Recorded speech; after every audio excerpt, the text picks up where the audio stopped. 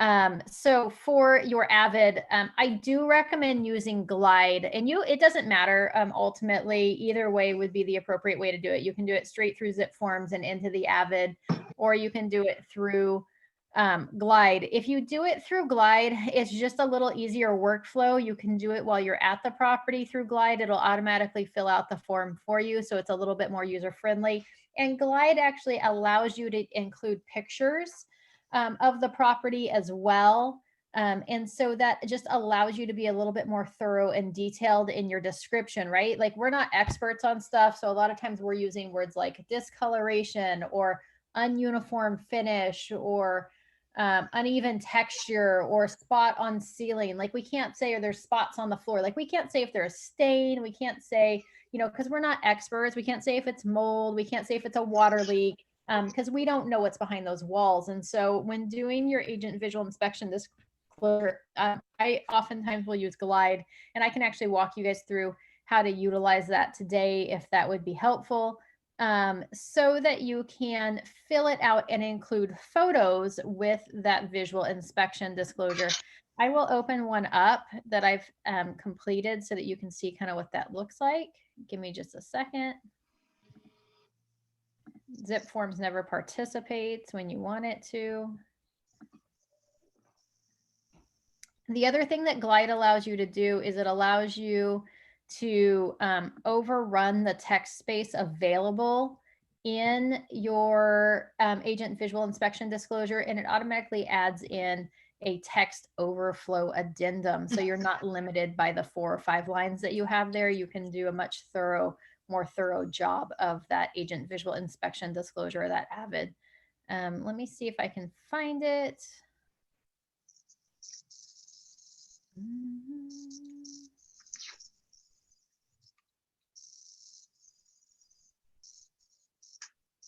Oh, here we go.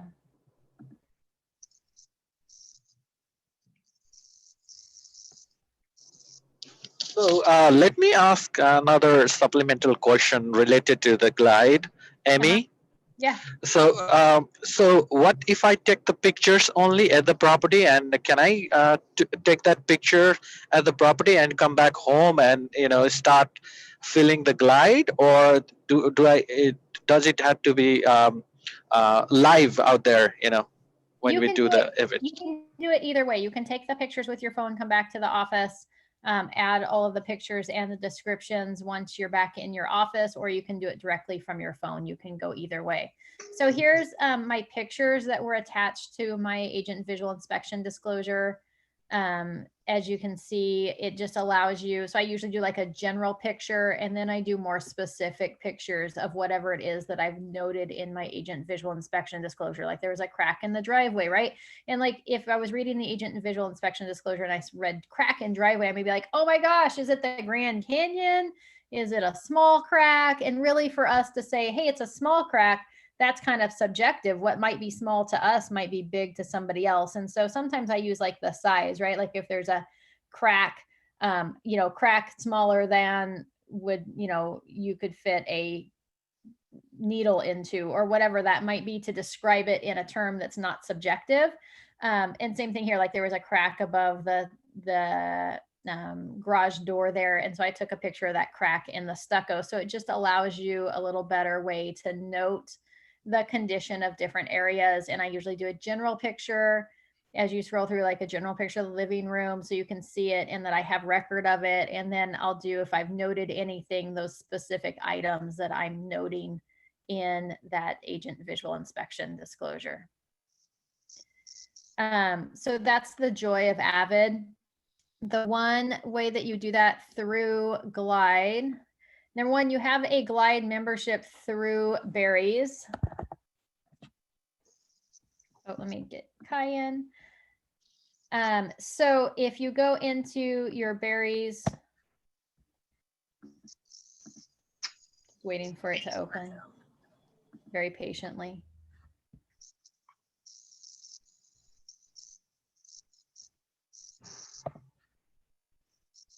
There we go. So if you've never logged into Glide before, you would log into your Berries login, as I am doing here. And then from this home page that it's going to bring up, in this bottom section here, you have the option for Glide. It takes a little bit of setup the first time that you log in there. You're going to have to set up your account. I do recommend logging in with like your Gmail account, so it gives you like a Google login or create a login. I like things easy. You can do however you want to. So I just log in with my KW email through the Google email.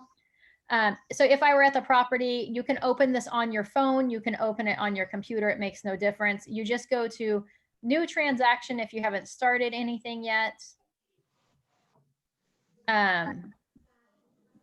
Who's the primary agent for this? If you've got more than one agent linked to your account, like Shannon and I have, we're both linked in there. And then it'll link to your zip forms plus transaction. So you can link it to your zip forms. Just remember, if you go to link it to your zip forms, it's going to prompt you, do you use your zip forms login or do you use a car association of realtors type login? You want to make sure that you log in with your car credentials, and you'll have to select that 2 different times in order to appropriately link your zip forms transactions. So you'll make a link that it's your car zip forms, and then again you'll select car zip forms. If you have the transaction already in your zip form, see, it pulls up all of my files here for my zip forms transaction. You're just going to select that file. If you haven't started a file yet, you can actually use Glide to fill out your PED forms as well. It'll automatically send them to the other agent for you. Then you can actually create a file through Glide. So right now I just selected one of my training files in my zip forms to link my Glide to. So here are my options. This is one that I'm representing a buyer transaction.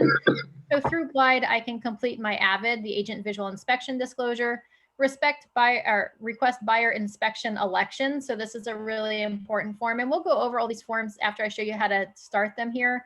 We'll switch back over to our car forms, and I'll go through these forms with them so that you're comfortable with what each form is and why you would use it. You can fill out your PED forms here. So it'll prompt you for your buyer's information, who's viewing the property. It'll prompt you for the listing agent's information. And then once everybody has signed it, it'll automatically send it over to the listing agent for you. This is incredibly helpful, especially if you're out in the field. You don't have any printed copies of the PED forms with you. I've found a little bit of difficulty in getting the PED form opened up in zip forms from my phone and getting it set up for the appropriate signatures. I always seem to hit a roadblock once I hit DocuSign. If you send it through here, I tend to not have problems. It automatically assigns the appropriate signatures in the right spots, and you can send it out from here. So that's kind of handy. If you were representing a seller transaction, you would be able to do your AVID, you would be able to fill out the PED forms, and then it would give you the option to do your seller disclosures, your seller property questionnaire, your transfer disclosure statement, your lead-based paint disclosure, your earthquake hazards disclosure. All of those forms that have questions that have to be answered by the sellers can be done through the Glide process. And you can always log in, make a fake transaction, and send these forms to yourself so that you can see what your buyer or seller would experience when receiving these forms. On the seller questionnaires, it asks some questions. It pops up a little bubble and asks them, hey, in the last 3 years, have you done any repairs or upgrades to the property? And if they mark yes, then it pops up the next box that says, what repairs have you done to this property, or what upgrades have you done to the property? And they just fill it in, and then it takes them to the next question. So it makes sure that they don't miss any questions, and it helps prompt them so that you get it filled out completely and fully executed the first time through. So it's super handy. If they have questions about it, they can flag it for questions. So if we were doing our AVID, we would just hit complete AVID. Super simple right here. You can upload a completed PDF or use the Glide's workflow. The whole purpose of this is to use their workflow. So that's what you're going to click on. If it's a duplex, triplex, or fourplex, you're going to click yes. Otherwise, for regular single family residence, you're going to hit no.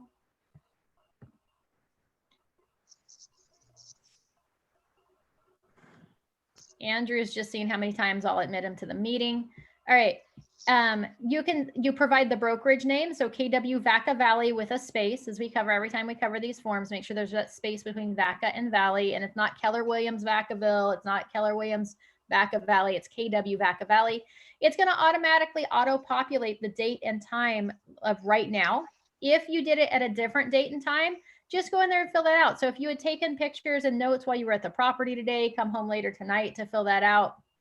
You may be like, hey, I actually filled this out at, let's go 9 o'clock a.m. this morning. So you can fill that out. You hit continue.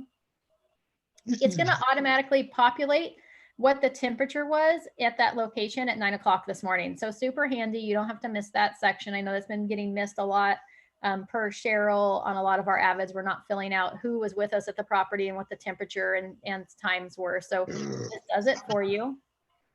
You're going to hit next. Who else was present at the property? If no one was present, you're just going to put no one, right? If the buyer was present, if the seller was present, if an inspector was present, you're going to write whoever was there at the time of the inspection. So I'm going to put home inspector, excuse me, and buyer. Okay, hit continue. It's just going to walk you through. Okay, now we get to the property observations. So here's where you're going to hit add new. What's your property observations? And you're not limited to what's here. We can do another too. So let's say I usually start with the front of the property. So I usually click exterior, and then I'm going to make my notes for the exterior of the property. And then you can take a photo here. Do you want to use your camera? You can hit allow. So see, now it's going to access my camera on my phone, but I can access photos in my Google Drive or Dropbox, or what I can do is go attach files. And here's where I would pull those files off my computer from photos that I maybe took earlier this morning. Or same thing from your phone. If you're doing it from your phone, it'll ask you if you to access the camera, or it'll ask you if you want to import a photo from your photo library. So super simple there. You're not limited by the number of photos that you can upload. It's endless.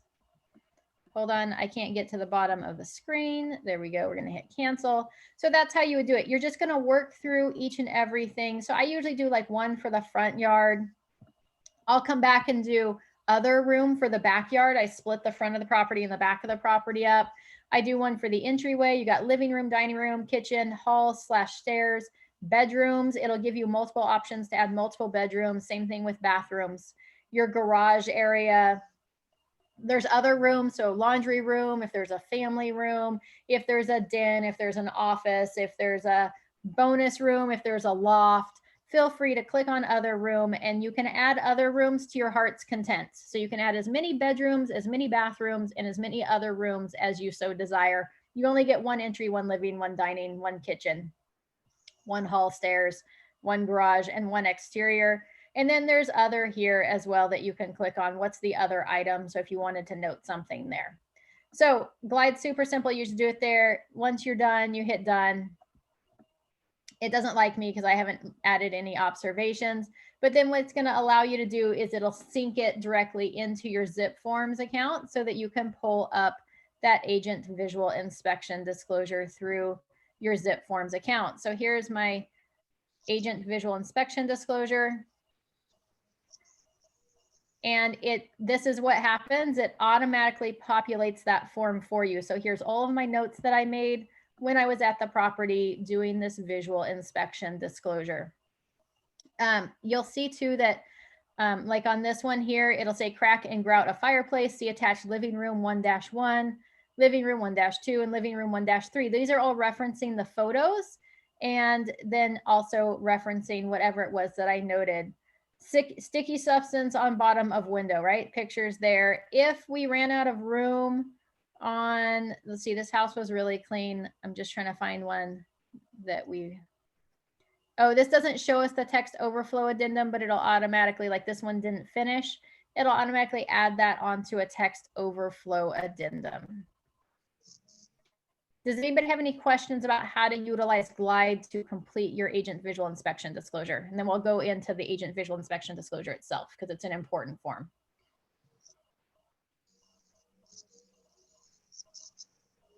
No? All right. If at any time somebody has questions, please feel free to stop me and interrupt me. I won't count it as rude and ask your questions. I don't have your pictures up, so I can't see if you're raising your hand, and I don't have the chat box open right now. So I just don't have enough room on my screen to do it all. So please feel free to unmute yourself and interrupt me to ask your question. I have a question, Amy. Yeah, absolutely, Pablo. Hey, kind of one, and one is a follow-up. Are we still using the, if you take a client to physically inspect a home, the coronavirus form that they need to sign? Yeah, anytime you visit the property, whether you're with your client or by yourself, you need to fill out a PED form, the coronavirus addendum, stating that you have not been exposed to coronavirus, that you're not sick, that you don't feel ill, and that you don't have any symptoms of coronavirus. So you're going to do that every time you access the property. Absolutely. And then you give it to your client too. If you're taking a client, they have to sign it too, right? Yep. Whoever's going to be with you, inspectors, clients, photographer, whoever it is that accesses that property needs to make sure they fill out that form and complete it, whether you're representing the buyer or the seller. That is actually not, that's not a law, right? That's an optional, that's a CAR recommendation, correct? That's not DRE. That's a California Association of Realtors requirement, ultimately. Recommendation. Okay. And how about if you're going to invite a client to meet at the office for a meeting? We don't need to complete the PED form for a office meeting. You think should it be a good idea for liability purposes, to protect both the agents at the office? I'm asking. I don't know. That's definitely a conversation we can have outside of this for sure. Whether or not we would want our agents or visitors signing that PED form to come to the office.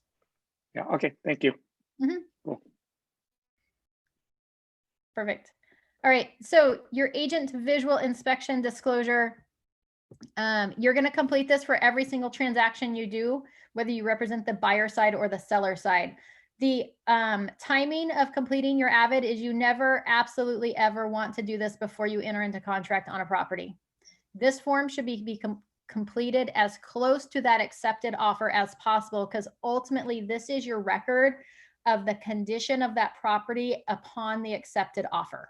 So if you do it 2 weeks before you get an accepted offer, even 3 days before an accepted offer, it might not be a realistic depiction of the status of the property when that offer was accepted. And when you get an offer accepted on a property, whether you're representing the seller or the buyer, the contractually the seller is required to deliver that property in the same condition as the day that the offer was accepted to the buyer at the close of escrow.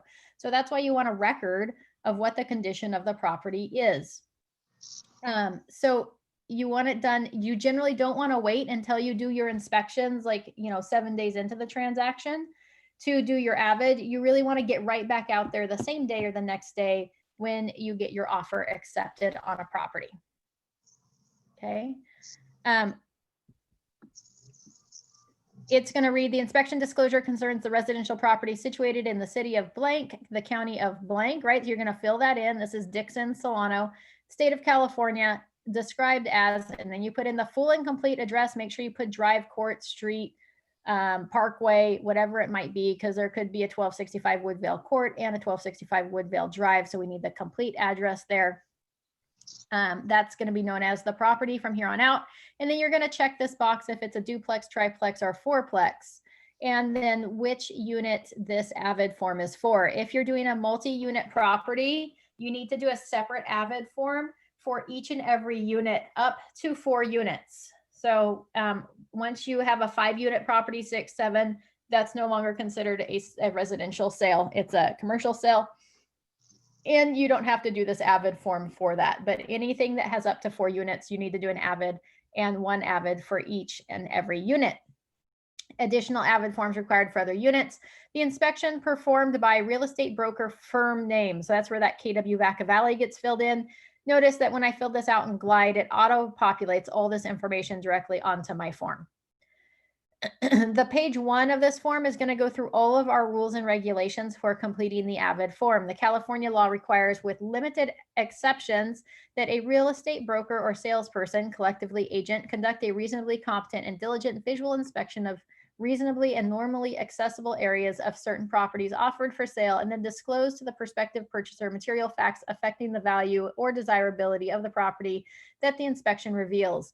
The duty applies regardless of whom the agent represents. The duty applies to residential real properties containing 1 to 4 dwelling units and manufactured homes or mobile homes. The duty applies to a standalone detached dwelling, whether or not located in a subdivision or a planned development, or to an attached dwelling such as a condominium. The duty also applies to a lease with the option to purchase, a ground lease, or a real property sales contract of one of those properties. So there outlines all the properties that need to be included in your AVID form. The California law does not require an agent to inspect the following: areas that are not reasonably and normally accessible. You do not need to go up in the attic, and you do not need to crawl into the crawl space. Okay.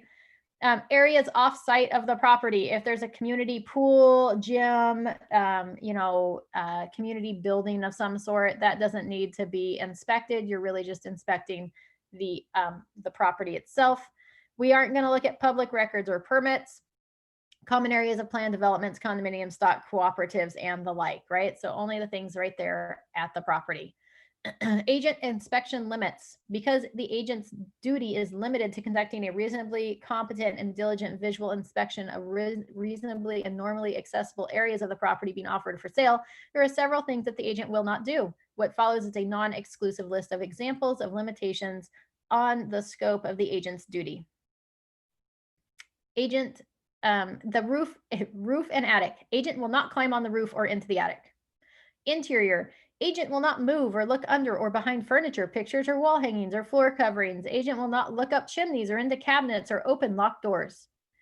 The exterior. The agent will not inspect beneath the house or other structure of the property, climb up or down a hillside, move or look beyond plants, bushes, shrubbery, and other vegetation or fences, walls, and other barriers. Appliances and systems. The agent will not operate appliances or systems such as, but not limited to, electrical, plumbing, pool, spa, heating, cooling, septic, sprinkler, communication, entertainment, well, or water to determine their functionality. Okay, we are not required to look at those systems and turn them on and see if they work. Now, if we happen to be at the property and we notice that something is not functioning properly, let's say that we are there and the kitchen light is flickering incessantly, right? We will want to make sure you note that in the property, because that's a condition of the property. We're not necessarily turning on the light to be tested. However, if the light's on and it's doing funky things, we would want to make sure we note that. If the AC pops on and it's running and it's making this loud clanging noise, we're not going to ignore it. You're going to note it on your visual inspection disclosure because it's happening while you're at the property. So no, we don't have to turn anything on to test it, nor should we be turning things on to test it. However, if something is on and it's not functioning appropriately, that should be noted because it's a material defect that you're being made known of while you're there at the property. The size of property or improvements. We're not going to measure the square footage of the lot or improvements or identify or locate boundary lines, easements, or encroachments. Not our job.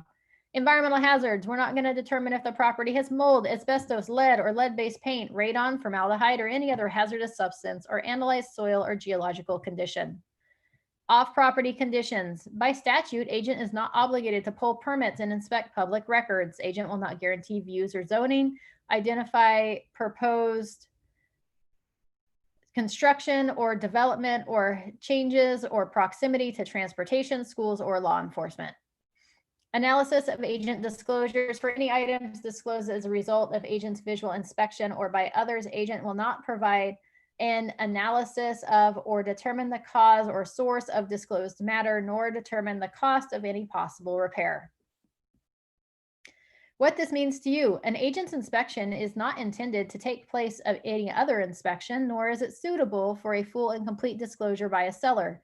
Regardless of what the agent's inspection reveals or what disclosures are made by the seller, California law specifies that a buyer has a duty to exercise reasonable care and protect him or herself. This duty encompasses facts which are known to or within the diligent attention and observation of a buyer. Therefore, in order to determine for themselves whether or not the property meets their needs or intended uses, as well as the cost to remedy any disclosed or discovered defect, buyers should review any disclosures obtained from the seller, obtain advice about inspections of the property from other appropriate professionals, and review any findings of those professionals with the persons who prepared them. If a buyer fails to do so, the buyer is acting against the advice of the broker. Okay, page 1 of the AVID. Anybody have questions about that? I have a quick question, Amy. It's Joy. Yeah. I actually sent back an AVID that was filled out by a selling agent on one of my listings recently because he noted that there was mold around the window in the bathroom. And I told him, I said, you know, look, I learned this one the hard way as well, so no worries. But unless you are an expert on these matters, I'm not going to sign off on this, and I'm not going to advise my client to either. So. Okay. And he's like, okay, cool. I'll take it off. Like, was that okay? How would Yeah, you handle perfect. Perfect. And, you know, when you see something like that, usually what I say is like discoloration on windowsills in bathroom, right? Because we don't know if it's mold or fungus or paint or what it might be. So yeah, absolutely. We should never note that there's mold, as you learned. And same thing, if you've got an agent that's noted stuff that, you know, is beyond their level of expertise, it's okay to ask them, hey, did you test for the mold, or are you just assuming it's mold? And if you're assuming, can we change that because you have no idea if it's mold? Or can you do an addendum to the AVID, which would be an appropriate course as well, stating that, hey, on item, you know, entry, you know, when reference to mold being found on the windowsill, no actual test was conducted to conclude that it was mold. It was an agent assumption type thing to Okay. help clarify that. Absolutely. Okay. I have a question. Yes. Are we required to look underneath, say, kitchen sinks or bathroom sinks or anything like that? Nope. So right here, it just says that you're not going to look behind furniture, pictures, wall hangings, floor coverings. You're not going to look in the chimneys or into cabinets. Oh, okay. I didn't hear the cabinets part. Yep. Okay, thank you. Yep. So absolutely, you don't have to open cabinets. If you walk in, the cabinets are open and you notice that there's a mess underneath the kitchen sink, then you will absolutely want to note that. However, you don't go through the kitchen and open every single cabinet and look. Okay, thank you. Okay. Any other questions regarding page 1 of the agent visual inspection disclosure? All right. On the top of the next page, this is going to auto-populate. If it's a duplex, it's going to put this on each and every page, what unit you're inspecting. This is where you're going to put in the date and time of your inspection and the weather conditions. So I did this through Glide, so it auto-populated both the date and the time and the weather conditions for me because I did it from my phone at the property. And it's going to note who else was present at the time of the inspection. Okay. The undersigned, based on a reasonably competent and diligent visual inspection of the reasonably and normally accessible areas of the property, states the following. And this is where you're going to go through and do your list. Okay. Crack near front door, discoloration on cement of front porch. This should say ununiform. You can come in here and edit it before you send it out. Ununiform paint finish above entry light. And then it says see attached and it references all the pictures.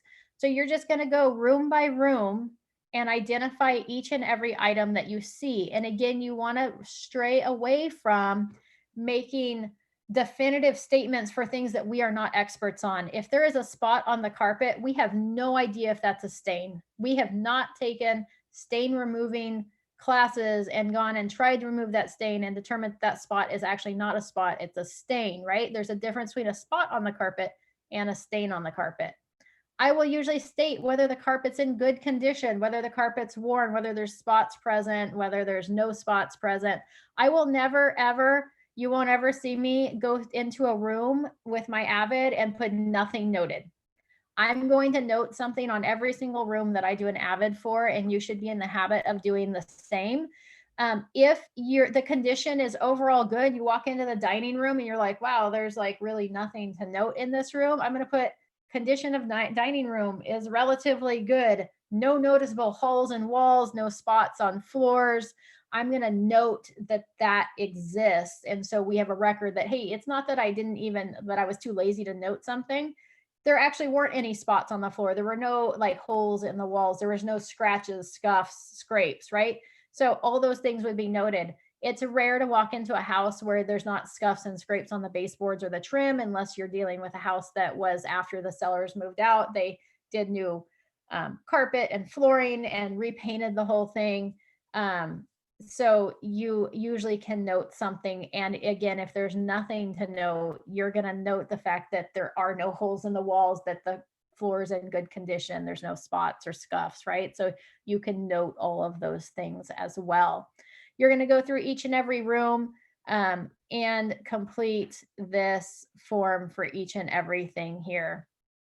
Again, I usually separate the front yards and the backyard. So as other room, I've got a backyard here versus my exterior of the building is going to be the front yard, just so it makes it easier for me to keep track of and note everything on there.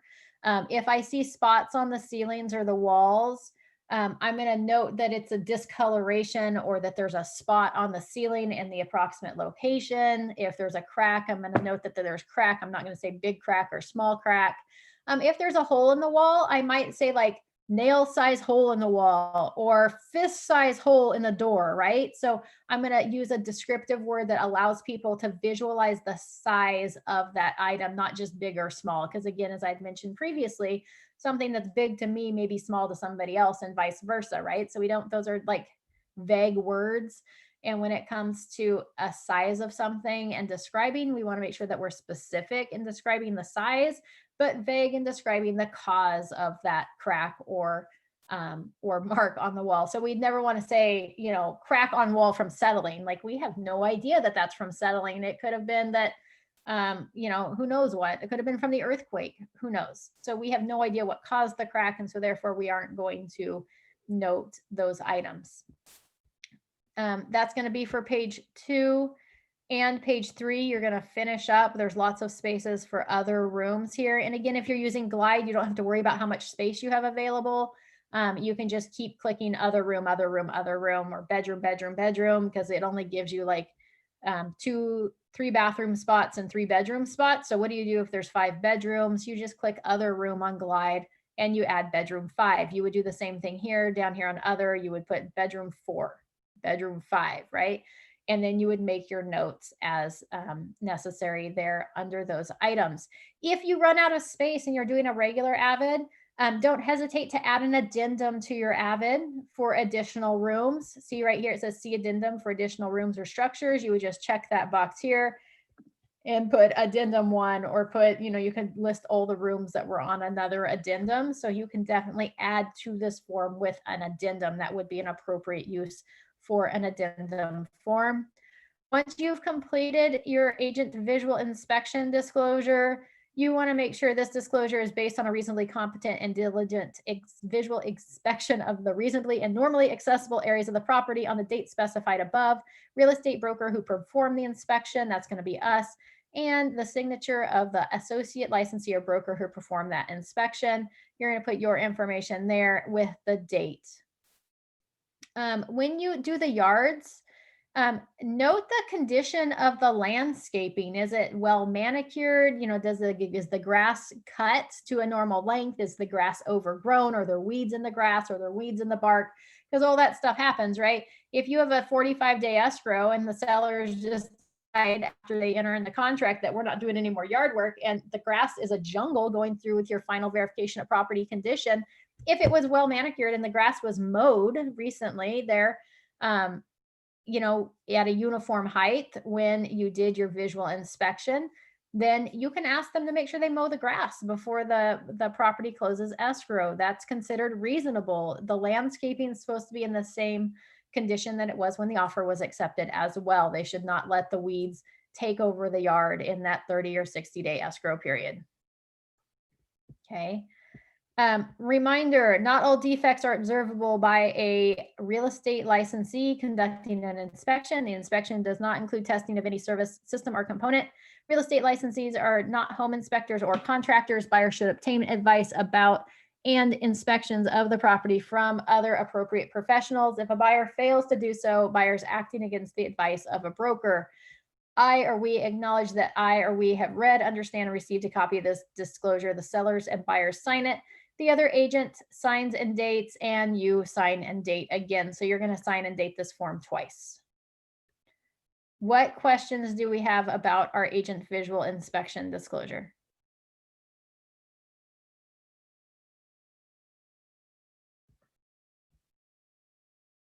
Any? We're all good? All good. Off to do one right now. Thank you. Fabulous. Literally. Thank you. You're Amy, welcome. hi, it's Thelma. Hey, Thelma. Hey, I know this is recording, so we have access to recording. The reason why I was in and out, I have my bathroom and the kitchen being renovated, and they put me time to time. So I miss a lot, and I realized that the things that you're saying is actually very important. So we have access to the recording, right? Just Yeah, I so can- after we finish this up today, either tonight or tomorrow, I'll get the recording posted Okay. and a link sent over so the office can send it out for being able to view this for all the agents that couldn't participate, or if you participated, you wanted to watch it again, it'll be available to you for sure. Yeah. And on the P-form, Yeah.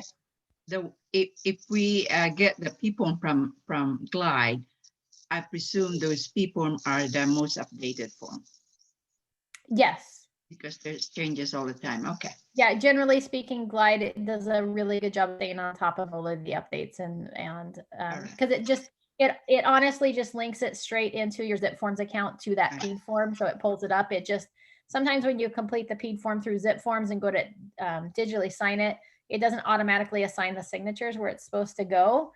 And doing it through Glide does a really good job of linking those signatures to Right. the right lines and getting it sent out. And then, like I said, it also will ask you for the listing agent's information and automatically send it to the listing agent once it's all been signed.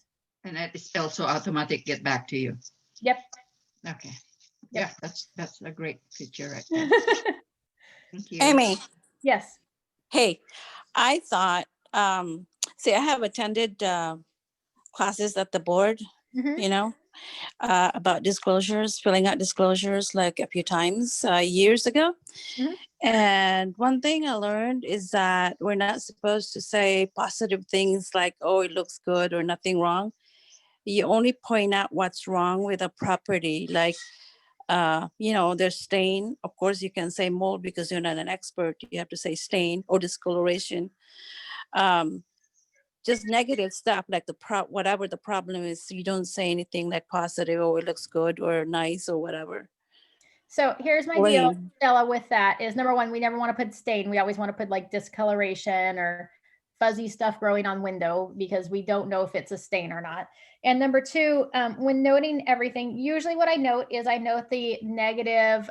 So if you look through my AVID, it's, sticky substance on bottom of the window, uniform finish on wall and closet, carpet is not. Yeah, negative stuff, yes. Right. So you're going to do that. However, if there's a room I enter into that does not have anything negative about it, I'm going to note the positive condition of that room, because if I ever have to take my AVID and go to court to defend my clients and what the condition was of that property, I don't want a whole bunch of nothing noted, nothing noted, nothing noted. I'm going to note that, hey, I did a visual inspection of that room and there were no holes in the walls or there were no spots on those carpets. So I usually will note the carpet condition in all the rooms, if there's spots present or if it's worn, positive or negative, because I want to make sure I have a record of that. If I don't have a record that, if I just say nothing noted, that doesn't mean there weren't spots. I want to physically say on my form that visually I can't see any spots on this carpet. So that when they go to move in and there's a large black stain on the carpet, it wasn't that, hey, I just missed that room or I forgot to note that. It was, I visually looked at that. Here's a picture of it. There was nothing on that carpet. So I will note the condition of the walls and the carpet in a room that has nothing else to note. And I will note the condition of, well, a lot of times in a lot of the rooms, I will note if there's no nail holes or no spots on the carpet in a room. Well, that's new to me. So if,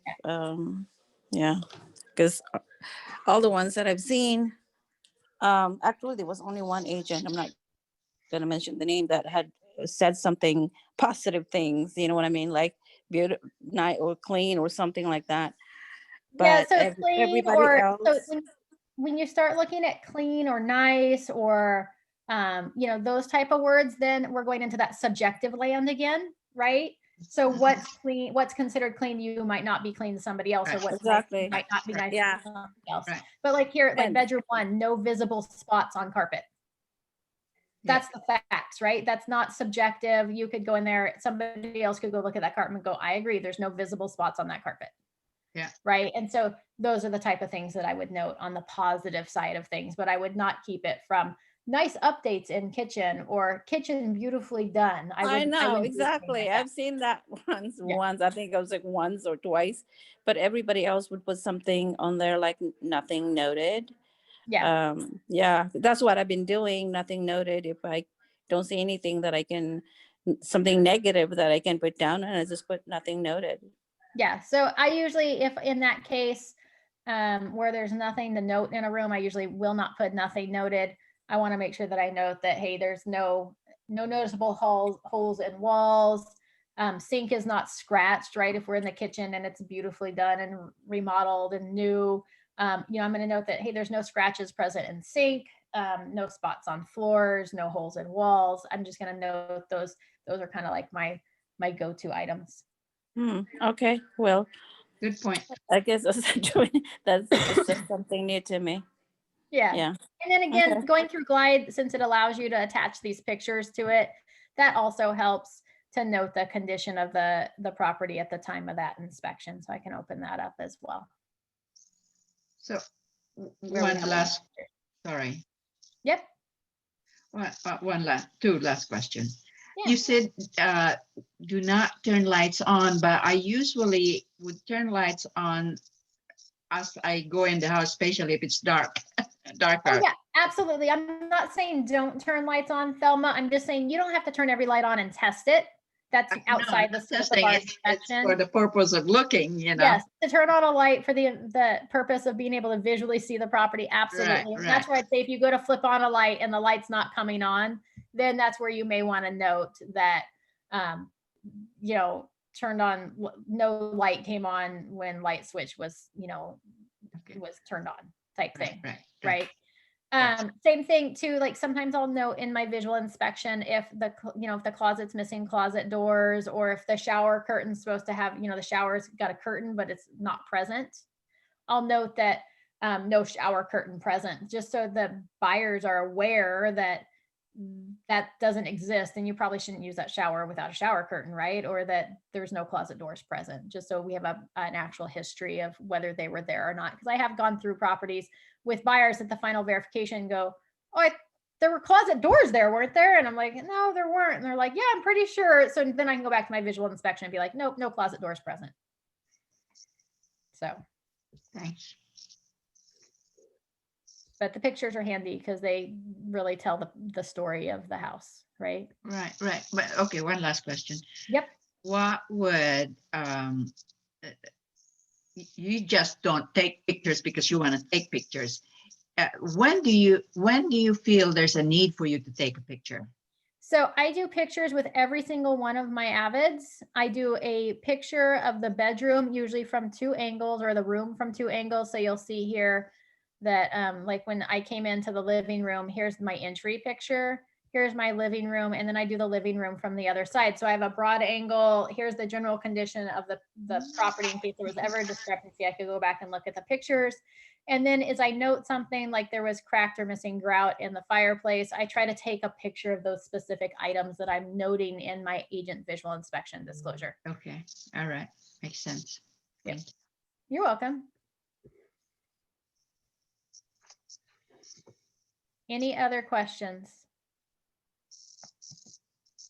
Does anybody who's on have questions about another form that's not the AVID that you want me to address for you before we close up? It's about 1:47, so we don't really have time for another form, but I'm happy to answer any questions that you may have about specific forms.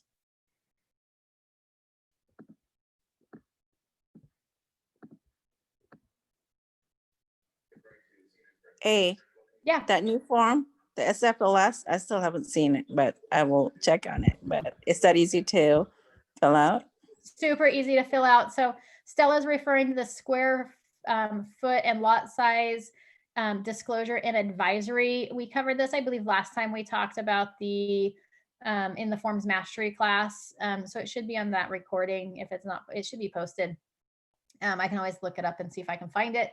But it's it just basically puts the responsibility on the buyer for confirming the square footage of a property. It allows you that if you represent a seller, you're going to fill out that like, hey, the public record says this and the MLS says this, right? Or the seller says this, right? Sometimes we get those sellers that are like, well, I know my property says in tax records it's only 1,700 square feet, but it's actually 1,773 square feet. And that's really important, right? So this gives us that opportunity that, hey, the seller can disclose that information. Woohoo, fabulous. Now the seller is happy. They get to disclose what they say and they can say where it comes from. And you can also attach a report here. So generally speaking, on my listings, I will put in what's in the public record. So I'll pull up the tax records for the property and put in the square footage and the lot size. And then I'll attach a copy of those records. And then I will also put in what comes up and auto populates in the MLS here for square footage and lot size. And I'll click the little box here that I'm going to attach that MLS listing. And then I attach both of this to the form, the seller signs it, and we send it over to the buyers. So it's a super easy form to complete. It just makes them aware of what is being disclosed as the square footage and telling them that if they have any questions, concerns, that, hey, if any of these measurements are material to you, you are strongly advised to investigate the validity and accuracy of any measurements provided to you herein or otherwise. If you do not do so, you are acting against the advice of brokers and agents, right? So it's just protecting us in the future from, hey, I had a refinance done to refinance my house, right? And the square footage came back at 1,650 and you told me the house was 1,700 square feet. Well, now we have this form in place that says that, hey, yeah, absolutely. That's what the public record showed. We didn't actually measure the home. You were advised to do so during the investigation period. And so, you know, we can't verify the validity of one versus the other, or whether your appraiser for your refinance even did it correctly, right? So it just protects us from making sure that they are aware what was disclosed as the square footage. Super simple form. If you have a listing agent that is unwilling to provide this form to you because it is now required in our files, then what I do is after making that request 3 different times to them for this reform, then what I do is I go ahead and print up what was in the MLS. I fill out here what was in the MLS and check the little box, and I go ahead and have my buyers sign it based on what is being disclosed to us in the MLS. Any questions about this form? This is the SFLS, or square footage and lot size disclosure and advisory. Can you access this form through Glide or only through Zip Forms Plus? This one's only available through Zip Forms. Amy, I wanted to clarify. So this is something that the listing agent should be initiating, correct? Yes, this is something that we're requiring on all of our listings for our agents to provide to our buyers. And then also, yes, something that you would request from the listing agent on a buyer transaction. And again, if the listing agent is unwilling to provide this form, it's a newer form, it just came out in June, then what I do is after making that request 3 times, I go ahead and fill out what's in the MLS and have my buyer sign it and attach that MLS report. And this is required in all counties in California? Yes, this is required by our office for any transactions. Okay. It's not a California Association of Realtors requirement, it's our office's requirement. Oh, okay. Got it. Which is why you may not get it from every listing agent. Can we have access to that recording on that form? You should have Can you do access the to that first? recording. I may have to look it up and find it again, but yes. Amy, Yep. what happens to the ones that says, hey, verify square footage, buyer to verify? Have you seen those? Yeah, I'm sure you have absolutely. noted somewhere. Absolutely. Yeah, on the listing. it still has a disclosure, you know, it still tells you what the square footage is in the MLS, or tax Yeah. records show the square footage. And so Yeah. by providing this form, in most cases, especially those agents that say buyer to verify square footage, they should be happy to provide this form, because now they're really covering their behind and saying that, hey, here's what it says in the MLS, buyer verify, make sure you sign off that it is the responsibility of the buyer to verify that square footage. Absolutely. So have you seen one where the realist has different square footage than the MLS? Oh, No? yes. Yes. Absolutely. I mean, if you look at Stella, even my house, if you look at what's in the tax records or realist for my house versus the 5 times it's been listed in the MLS, it has a different square footage every time it was listed in the MLS. So then you pull out both and show. Yep, so I'll pull up. This is I will what's pull up showing both and have both. on Realist and then what's showing on the MLS. And you can have multiple answers here. So, you know, it doesn't, you're not limited to one. You could put what's in public record, you could put what's in the MLS, you could put what the seller says, and you could say, you know, if the seller had an appraisal done, you could put what was in the appraisal as well. You can have multiple options under this form. All right, thanks. Yeah, absolutely.